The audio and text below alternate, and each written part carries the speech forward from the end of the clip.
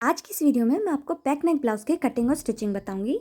तो सबसे पहले मैं फ्रंट पार्ट का फर्मा बना रही हूँ। तो फर्मे के लिए मैंने एक पार्ट में कपड़ा लिया है। आप चाहें तो न्यूज़पेपर का यूज़ भी कर सकते हैं।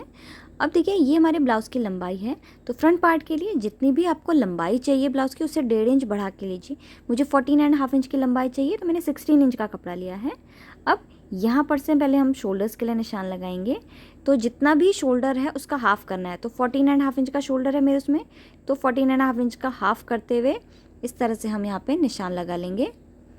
अब यहाँ से नीचे की तरफ को हमें 1.5 इंच यानी कि 1.5 इंच पे निशान लगाना है। और ये कितने साइज़ के लिए कितना लगाना है उसका चार्ट आप देख सकते हैं स्क्रीन में। और इसको ऊपर सीधा कर देंगे। अब यहाँ से नीचे की तरफ को हमें आर्म होल के लिए निशान लगाना है। तो मेरे मेजरमेंट में आर्म होल है 6.5 इंच का, तो 6.5 इंच पे निशान लगाया। और आर्म होल कैसे निकालना है उसका चार्ट भी आप स्क्रीन में देख सकते हैं। अब यहाँ पे हमें एक स्ट्रेट लाइन खींच देनी है। अब यहाँ पे हम बस्ट के लिए पहले निशान लगा लेंगे। तो जितना भी आपका बस्ट साइज़ है आप उसको 4 से डिवाइड करें और आधा इंच की लूजिंग ऐड करें। जैसे कि मेरे मेजरमेंट में बस्ट है 35 इंच का, तो उस हिसाब से मैं यहाँ पे 9.25 इंच पे निशान लगा रही हूँ। इसके बाद आगे की तरफ को 1.5 इंच का सिलाई मार्जिन ले लेना है। अब हम यहाँ पे आर्म होल के लिए निशान लगाएंगे। तो आर्म होल वाली लाइन पे इंच टेप को रखेंगे और सेंटर से इंच टेप को फोल्ड कर देंगे और बीचों बीच पे एक निशान लगाएंगे। अब देखिए यहाँ पर जितना हमने शोल्डर का निशान लगाया था ना, तो ये 7.25 इंच का आया। इससे 1 इंच कम करते हुए हम यहाँ पे लगाएंगे, तो 6.25 इंच पे यहाँ पे निशान लगा लेंगे। अब देखिए जितना हमने यहाँ पे लगाया 7.25 इंच का, उससे आधा इंच कम करते हुए बस्ट वाली लाइन पे लगाएंगे, तो 6.75 इंच पे निशान लगाया। अब ये 3 यहाँ पे निशान लग गए। अब ये जो बस्ट वाला पॉइंट है ना, यहाँ से बाहर की तरफ को हमें 0.75 इंच पे निशान लगाना है। और अब यहाँ पे हम इन सभी पॉइंट्स को मिलाते हुए यहाँ पे आर्म होल का शेप बनाएंगे। तो पहले इस पॉइंट को सेंटर वाले पे सीधी लाइन से हमें थोड़ा सा इस तरह से ज्वाइन करना है और थोड़ा सा नीचे लाते हुए अब हम ये वाले पॉइंट से इसका आर्म होल का शेप बना लेंगे। आप चाहें तो फ्रेंच कर्व का यूज़ भी कर सकते हैं। तो यहाँ पे आर्म होल का शेप मैंने बना लिया है। अब कमर के लिए निशान लगाएंगे। तो जितनी भी आपकी कमर है उसको 4 से डिवाइड करिए और उसमें 2.5 इंच यानी कि 2.5 इंच की डार्ट ऐड करनी है। जैसे कि मेरे मेजरमेंट में कमर है 29 इंच की, तो उसको 4 से डिवाइड किया और 2.5 इंच की डार्ट ऐड करी, तो आया 9.75 इंच। 9.75 पे निशान लगाया और आगे को 1.5 इंच का सिलाई मार्जिन ले लिया। अब दोनों पॉइंट्स को ऊपर सीधी लाइन से ज्वाइन कर देना है। अब यहाँ से नेक विड्थ के लिए निशान लगाएंगे। तो 2.25 इंच की मैं नेक विड्थ ले रही हूँ। छोटे साइज़ के लिए आप 2 इंच का लीजिए और बड़े साइज़ के लिए 2.5 इंच लीजिए। इसके बाद इस पॉइंट को हमें जो हमने 1.5 इंच नीचे निशान लगाया था ना, इस पे सीधी लाइन से ज्वाइन कर देना है। तो ये हमारा शोल्डर डाउन हो गया है। अब यहाँ से नीचे की तरफ को हमें नेक की डेप्थ के लिए निशान लगाना है। तो 2.75 इंच पे मैं यहाँ पे निशान लगा रही हूँ। और यहाँ पे अब हमें बॉक्स का शेप बना लेना है और राउंड शेप की नेकलाइन बना लेनी है। अब टक्स पॉइंट के लिए निशान लगाना है। तो शोल्डर पे इंच टेप को रखना है और नीचे की तरफ को मेरे मेजरमेंट पे टक्स पॉइंट आता है 10.5 इंच का, उसमें आधा इंच का सिलाई मार्जिन जोड़ना है, तो आया 11 इंच। 11 इंच पे निशान लगाया। अब ये निशान यहाँ जो नेकलाइन वाली साइड है ना, यहाँ से 3.5 इंच की दूरी पे होना चाहिए। अब जितना निशान यहाँ पे लगाया उससे आधा इंच कम करते हुए नीचे पे लगाएंगे। अब इन दोनों पॉइंट्स को सीधी लाइन से ज्वाइन कर देना है। इसके बाद 2.5 इंच के डार्ट है हमारे उसमें, तो 2.5 इंच पे निशान लगाया और इसको यहाँ पे बस्ट पॉइंट यानी टक्स पॉइंट पे थोड़ा सा डॉट डॉट लाइन से ज्वाइन करेंगे। इसके बाद ऊपर की तरफ को हमें 2 इंच पे एक निशान लगाना है और यहाँ से बाहर को आधा इंच पे निशान लगाना है।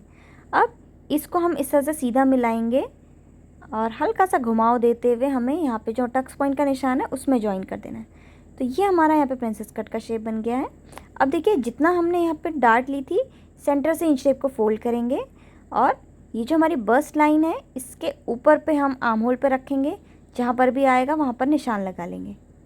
अब देखिए जितना हमने ये फोल्ड किया था ना, इसको एक बार और फोल्ड कर देंगे। अब ये जितना भी आएगा इस पॉइंट के नीचे की तरफ और सेम इतना ही इस पॉइंट के ऊपर की तरफ पे भी निशान लगा लेंगे। अब इन दोनों पॉइंट्स को हमें टक्स पॉइंट वाले पे इस तरह से सीधी लाइन से ज्वाइन कर देना है। अब देखिए जो लाइन है ना, नेकलाइन वाली तरफ को जो लाइन है उस पर हम इंच टेप को रखेंगे टक्स पॉइंट तक। और टक्स पॉइंट पे इंच टेप को उंगली से दबाइए और खिसका के दूसरी लाइन के ऊपर रख दीजिए और जितना भी आएगा उस पर निशान लगा लेना है और इस निशान को इस लाइन से सीधा ज्वाइन कर देंगे। अभी जो फिटिंग वाली लाइन है यहाँ पे आधा इंच नीचे पे निशान लगाना है और एक स्केल लेनी है और फिटिंग की लाइन पे मिलाते हुए रखेंगे इस पॉइंट पे और सीधी लाइन खींच देंगे। इसके बाद ये जो हमने अभी पॉइंट ऊपर बढ़ाया था ना, इससे नीचे की तरफ को भी लाइन खींचनी है। तो स्केल लेंगे, और ये फिटिंग की लाइन से बिल्कुल बराबर दूरी पे स्केल होनी चाहिए, ध्यान रहे। और नीचे की तरफ को भी एक लाइन खींच देंगे। अब यहाँ पे हमें आर्म होल का शेप बना लेना है और मार्जिन पे हम सीधा ज्वाइन कर देंगे बाहर को। तो ये हमारा नया आर्म होल बन गया है। अब नीचे की तरफ पे जो सीधी वाली लाइन है, यहाँ पे इंच टेप को रखेंगे टक्स पॉइंट पे। टक्स पॉइंट पे आप इंच टेप को दबाइए और जो दूसरी वाली लाइन है उसके ऊपर मेजर कर लेना है। तो जितना भी इंच टेप आएगा वहाँ पे एक निशान लगाएंगे। इसके बाद जो फिटिंग वाली लाइन है इसमें 1 इंच पे निशान लगाना है। सभी साइज़ के लिए 1 इंच पे निशान लगाइए आप, और इसको यहाँ पर सीधी लाइन से ज्वाइन कर देंगे। यहाँ पर आधा इंच पे निशान लगाना है, सभी साइज़ के लिए सेम है आधा इंच, और इसको यहाँ पे ज्वाइन कर देंगे। अब मार्किंग कंप्लीट हो चुकी है, अब कटिंग करनी है। और यहाँ पर जो आर्म होल वाला हिस्सा है इसको बड़ा लेके हमें कट करना है। इसके बाद ये जो बस्ट पॉइंट यानी कि टक्स पॉइंट है, यहाँ तक हमें प्रिंसेस कट को कट करना है। और ये जो हमारी सीधी वाली लाइन है इसको हम पहले इस तरह से फोल्ड करेंगे और फोल्ड करने के बाद दूसरी लाइन के ऊपर रख देंगे। और इसको मिलाते हुए रखने के बाद देखिए आर्म होल बिल्कुल बराबर फिट आ गया है एक दूसरे के ऊपर। अब इसको प्रेस से हमें अच्छे से दबा लेना है। और ये आर्म होल वाला जो लाइन है इसको डार्क कर ले रही हूँ।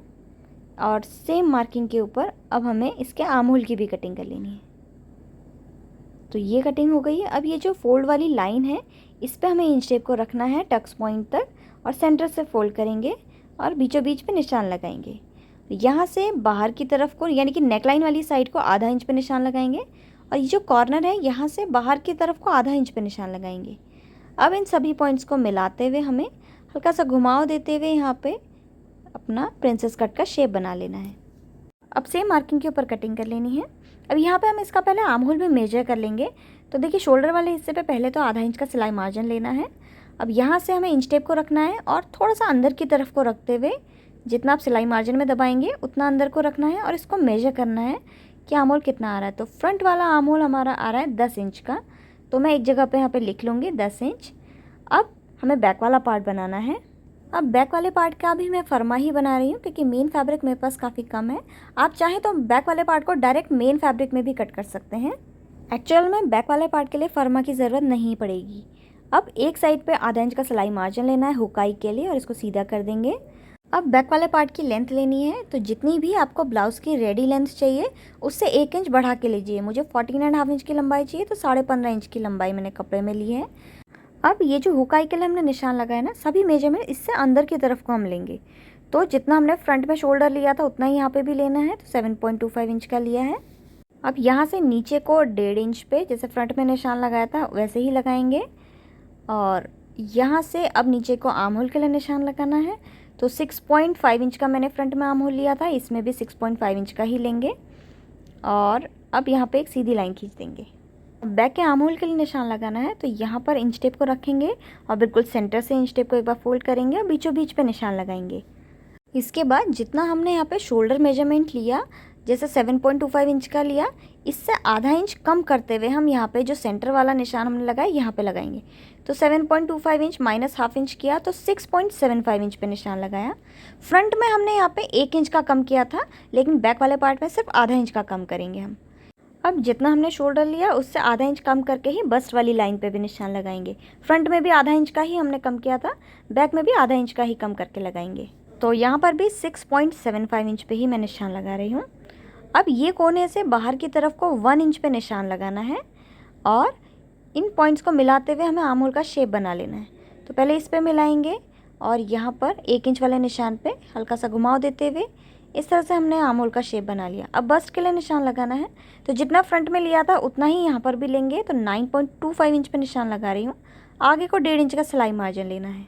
अब यहाँ पे कमर के लिए निशान लगाना है, तो जितना भी कमर का मेजरमेंट है उसको 4 से डिवाइड करें और 1 इंच की उसमें डार्ट ऐड करिए।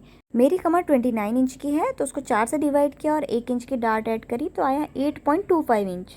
अब इसके आगे को 1.5 इंच का सिलाई मार्जिन ले लेना है और इन दोनों पॉइंट्स को ऊपर सीधी लाइन से ज्वाइन कर देना है। अब यहाँ पर हमें 3.5 इंच पे एक निशान लगाना है, ऊपर की तरफ को 5.5 इंच पे एक निशान लगाएंगे और नीचे ज्वाइन कर देंगे। बाकी बाहर पे आधा इंच पे निशान लगा के हमें यहाँ पे डार्ट बना लेनी है। अब नेक विड्थ के लिए निशान लगाएंगे, तो 2.25 इंच पे नेक विड्थ के लिए लगाया। अब इसको 1.5 इंच वाले पॉइंट पे यहाँ पे शोल्डर डाउन कर देना है हमें। इसके बाद जो बैक नेक की डेप्थ है वो 1.25 इंच की मैं ले रही हूँ और यहाँ पे निशान लगाया। अब एक बॉक्स का शेप बना लेना है और इसके बाद देखिए ऊपर से आधा इंच का हमारा यहाँ पे सिलाई मार्जिन आ जाएगा जब हम सिलाई में दबाएंगे। अब ये जो पॉइंट आया यहाँ से नीचे की तरफ से हमें यहाँ पे राउंड शेप देना है। तो ये हमारा बैक वाले पार्ट की भी नेकलाइन बन गई है। इसके बाद जो हमारा फ्रंट पार्ट था उसका साइड वाला हिस्सा हम लेंगे, फिटिंग की लाइन को फिटिंग की लाइन के ऊपर मिलाते हुए इस तरह से रखेंगे और जैसा साइड में शेप आया है इसमें निशान लगा लेंगे। नीचे की तरफ से आप देख सकते हैं कपड़ा थोड़ा बड़ा है बैक वाले पार्ट का, तो बाद में डार्ट डालने के बाद जितना एक्स्ट्रा होगा वो हम ट्रिम कर लेंगे। अब बाकी का सेम मार्किंग के ऊपर ही हमें इसकी कटिंग कर लेनी है। तो कटिंग मैंने यहाँ पे कर ली है। अब इसका आर्म होल भी मेजर करना है। तो ऊपर से तो आधा इंच का सिलाई मार्जिन आएगा और इंच टेप को थोड़ा सा अंदर की तरफ को रखते हुए इंच टेप से मेजर करना है। तो बैक वाले पार्ट का आर्म होल आया है 9.75 इंच का। अब इसी हिसाब से स्लीव की कटिंग करनी है। तो स्लीव के लिए मैंने कपड़ा लिया हुआ है और 2 पार्ट्स में रखा हुआ है। अब यहाँ पे ये लंबाई है, जितनी भी चाहिए 1 इंच बढ़ा के लीजिए। मैंने 10 इंच की लंबाई ली है। अब यहाँ फोल्डेड वाली साइड से हमें पहले 8 इंच पे एक निशान लगाना है, सभी साइज़ के लिए सेम है। यहाँ से नीचे को 4 इंच पे निशान लगाएंगे, सभी साइज़ के लिए ये भी सेम रहेगा। अब इस पॉइंट को यहाँ फोल्डेड वाली साइड पे सीधी लाइन से ज्वाइन कर देना है और इस पर अब इंच टेप को रखेंगे और इंच टेप को बिल्कुल सेंटर से फोल्ड कर देंगे और बीचों बीच पे निशान लगाएंगे। इसके बाद यहाँ से ऊपर की तरफ को 0.25 इंच पे निशान लगाएंगे और नीचे की तरफ पे भी 0.25 इंच पे निशान लगाएंगे और यहाँ फोल्डेड वाली साइड से अंदर की तरफ को 0.75 इंच पे निशान लगाएंगे और इन दोनों पॉइंट्स को जो ऊपर वाले पॉइंट्स है इसको इस तरह से मिला देना है फ्रेंच कर्व की मदद से और यहाँ से अंदर की तरफ को 2 इंच पे आना है और नीचे को 0.25 इंच पे निशान लगाएंगे और इसको सेंटर वाले पे हल्का सा घुमाव देते हुए इस तरह से हम ज्वाइन कर लेंगे और इसके बाद इसको साइड में भी हमें ज्वाइन कर लेना इस तरह से। तो ये बैक का आर्म होल कर्व बन गया है। अब फ्रंट के लिए जो सेंटर वाला निशान है ये ऐसे ही रहेगा और यहाँ से अंदर की तरफ को हमें 1 इंच पे निशान लगाना है और ये जो दोनों लाइन है ना इसके बीच में से हम इस तरह से निशान लगाएंगे और यहाँ वाले पे मिलाएंगे और इसको बाहर की तरफ को मिला देंगे। तो ये हमारा यहाँ पे फ्रंट का आर्म होल कर्व बन गया है। अब ये जो हमारा पॉइंट है यहाँ से बाहर को इंच टेप को सीधा रखेंगे और थोड़ा सा नीचे पे निशान लगाएंगे और इसको इस तरह से टेढ़ा ज्वाइन कर देना है। बैक वाला आर्म होल को मेजर करना है तो इंच टेप को लाइन से थोड़ा सा नीचे को रखते हुए हम इस तरह से मेजर करेंगे। तो बैक वाला आर्म होल आया था 9.75 इंच का, तो निशान लगाया। अब इसी तरह से फ्रंट के आर्म होल कर्व को मेजर करेंगे। लाइन से थोड़ा सा नीचे को इंच टेप को रखना है और निशान लगाना है। तो 10 इंच पे निशान हम लगा लेंगे। दोनों निशान अलग अलग हैं तो इसका सेंटर पॉइंट हम ले लेंगे। अब यहाँ से अंदर की तरफ को 1.5 इंच का सिलाई मार्जिन लेना है। अब मोहरी के लिए निशान लगाएंगे यानी कि राउंड आर्म के लिए। तो मेरे मेजरमेंट में राउंड आर्म है 9.5 इंच का, उतने तक के इंच टेप को फोल्ड किया और यहाँ पे निशान लगा लिया। आगे को 1.5 इंच का सिलाई मार्जिन ले लिया। अब इन पॉइंट्स को ऊपर सीधी लाइन से ज्वाइन कर देंगे और बैक के आर्म होल करके पहले कटिंग करेंगे। अब हमें यहाँ पे इसको ओपन करते हुए रखना है और ओपन करने के बाद इसका जो फ्रंट आर्म होल कर्व है उसकी कटिंग करनी है। तो यहाँ पे स्लीव की भी कटिंग हो गई है। अब इन सभी पार्ट्स के हमें सेम इसी तरह से मेन फैब्रिक में भी कट कर लेना है। तो देखिए मैंने यहाँ पे अस्तर का कपड़ा लिया है और इसको 2 पार्ट्स में रखा हुआ है इस तरह से। यहाँ से वो फोल्डेड वाली साइड है, तो पहले मैं फ्रंट वाला पार्ट यहाँ पे ले रही हूँ और फोल्डेड वाली साइड से मिलाते हुए फ्रंट पार्ट को हम रखेंगे। और ये बैक वाला पार्ट है, बैक वाला पार्ट ओपन चाहिए हमें, तो ओपन वाली साइड से हम मिलाते हुए रख लेंगे और बाकी के सभी हिस्सों को इस तरह से हमें मिलाते हुए रखना है। इसके बाद ये जो हमारा फ्रंट वाला पार्ट है इसमें हमें थोड़ा सा कपड़ा एक्स्ट्रा बढ़ाना है। जो प्रिंसेस कट वाला हिस्सा है ना यहाँ पर, तो आधा इंच का या फिर जितना भी आप सिलाई में दबाएंगे ना उतना हिस्सा कपड़ा हमें यहाँ पे एक्स्ट्रा ले लेना है। और सेम इसी तरह से ये साइड वाले हिस्से पे भी, क्योंकि ये इस तरह से ज्वाइन होगा ना इसलिए सिलाई के लिए हमें चाहिए, तो यहाँ पर भी थोड़ा सा कपड़ा हम एक्स्ट्रा बढ़ा लेंगे।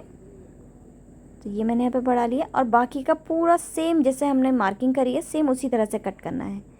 तो मैं यहाँ पे सेम मार्किंग के ऊपर कटिंग कर लूँगी। तो यहाँ पे मैंने कटिंग कर ली है, बाकी के सभी पार्ट्स मार्किंग के ऊपर कट किए हैं। और फ्रंट वाला पार्ट में देखिए यहाँ पे मैंने आधा इंच का सिलाई मार्जिन बढ़ाया है और फ्रंट पार्ट इस तरह से बंद हो जाएगा।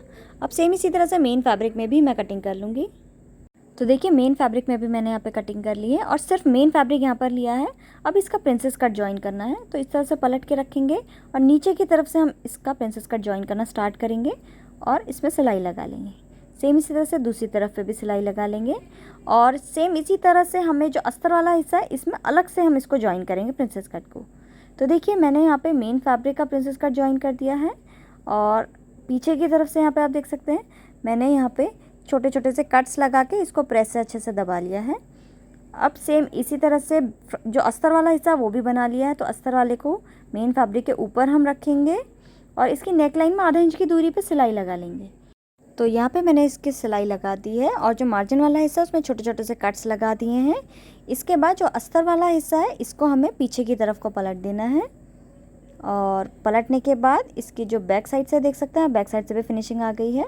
और अब इसमें प्रेस कर लेनी है अच्छी फिनिशिंग के लिए, तो मैंने प्रेस कर ली है यहाँ पे। अब हमें इसका जो बॉटम वाला हिस्सा है इसको डबल फोल्ड करना है। तो उसके लिए मैं यहाँ पे पट्टी ले रही हूँ, ये 1.5 से 2 इंच चौड़ी पट्टी लेनी है और इसको फ्रंट साइड पे इस तरह से रखेंगे और यहाँ पे सिलाई लगा के इसको डबल फोल्ड कर देंगे। तो देखिए इसका बॉटम वाला हिस्सा भी मैंने यहाँ पे डबल फोल्ड कर दिया है। अब हमें बैक वाला पार्ट बनाना है। तो ये मैंने बैक वाला पार्ट लिया है और मेन फैब्रिक के ऊपर मैंने सीधी तरफ के ऊपर देखिए मैंने अस्तर का कपड़े को रखा हुआ है इस तरह से। अब इसकी नेक लाइन में भी आधा इंच की दूरी पे सिलाई हम लगाएंगे। तो यहाँ पे देखिए मैंने नेक लाइन में सिलाई लगा दी है और छोटे छोटे से कट्स लगा दिए हैं। इसके बाद अस्तर को पीछे की तरफ को हमें फोल्ड कर लेना है और प्रेस कर लेनी है फिनिशिंग के लिए। अब इसमें जो डार्ट्स है वो हमें डालनी है, तो इसको मैं पीछे की तरफ कर देती हूँ। तो ये डार्ट में हमें सिलाई लगानी है। तो जो सेंटर वाली लाइन है ना, यहाँ से कपड़े को इस तरह से हम फोल्ड करेंगे और फोल्ड करने के बाद जो भी यहाँ पे हमारा शेप आया हुआ है इस शेप के ऊपर सिलाई लगा लेंगे। तो यहाँ पे देखिए मैंने बैक पार्ट में दोनों तरफ पर डार्ट्स डाल दी हैं और अब हमें यहाँ पे इसका जो शोल्डर है उसको अटैच करना है फ्रंट पार्ट पे। तो फ्रंट पार्ट लेना है और इसके शोल्डर्स कैसे अटैच करना है नज़दीक से दिखा देती हूँ। तो देखिए ये फ्रंट पार्ट है और ये बैक वाला पार्ट है, दोनों की सीधी तरफ एक दूसरे की मुँह करके रखना है पहले और फिर अस्तर और मेन फैब्रिक को इस तरह से फैला लेना है। सेम इसी तरह से फ्रंट पार्ट में भी अस्तर और मेन फैब्रिक को इस तरह से फैला लेंगे और दोनों को एक दूसरे के ऊपर मिलाते हुए हम इस तरह से रखेंगे। जहाँ जॉइंट है दोनों का जॉइंट एक दूसरे के ऊपर आना चाहिए और इस तरह से मिला के रखेंगे और उसके बाद यहाँ पे आधा इंच की दूरी पे सिलाई लगा लेंगे। तो ये मैंने यहाँ पे सिलाई लगा दी है। अब इस तरह से हमें इसको वापस से अस्तर के कपड़े को पीछे को फोल्ड कर देना और यहाँ पे देख सकते हैं अब अच्छी फिनिशिंग के साथ हमारा शोल्डर ज्वाइन हो चुका है। अब सेम इसी तरह से जो दूसरी तरफ का शोल्डर है उसको भी मैं ज्वाइन कर लूँगी। तो यहाँ पे देखिए दोनों शोल्डर्स को मैंने ज्वाइन कर दिया है। अब यहाँ पे इसकी स्लीव बनानी है। तो ये मैंने स्लीव ली है, स्लीव के सीधी तरफ के ऊपर मैंने यहाँ पे अस्तर का कपड़ा रखा है और जिसका बॉटम वाला हिस्सा है यहाँ पे आधा इंच की दूरी पे सिलाई लगा ली। अब अस्तर के कपड़े को हमें पीछे की तरफ को पलट लेना है। अब स्लीव को हम ब्लाउज़ में ज्वाइन करेंगे। तो ये ब्लाउज़ लिया है, इसको ओपन करते हुए हम यहाँ पे फैलाते हुए यहाँ पे रखेंगे और ये मैं स्लीव ले रही हूँ। दोनों की सीधी तरफ एक दूसरे की ओर होनी चाहिए और फ्रंट आर्म होल कर्व के साथ और बैक आर्म होल कर्व के साथ ज्वाइन होना है और इस तरह से हमें यहाँ पे इसमें आधा इंच की दूरी पे इसमें सिलाई लगा लेनी है। तो देखिए मैंने यहाँ पे स्लीव में सिलाई लगा दी है और स्लीव ज्वाइन हो चुकी है। सेम इसी तरह से जो दूसरी तरफ की स्लीव है उसको भी हमें ज्वाइन कर लेना है। तो दोनों तरफ की स्लीव मैंने यहाँ पे ज्वाइन कर ली है। अब यहाँ पे साइड में हमें अपनी फिटिंग की सिलाई लगा लेनी है। तो ये देखिए मैंने यहाँ पे फिटिंग की सिलाई इसमें लगा दी है। अब देखिए बैक वाला पार्ट नीचे से 1 इंच लगभग बड़ा हो गया है, तो हमें क्या करना है आधा इंच का मार्जिन छोड़ते हुए इसकी कटिंग कर लेनी है। अब एक पट्टी लेंगे और पट्टी से जो बचा हुआ मार्जिन है उसमें डबल फोल्ड कर देंगे। तो देखिए बैक वाले पार्ट को भी बॉटम से मैंने यहाँ पे डबल फोल्ड कर दिया है।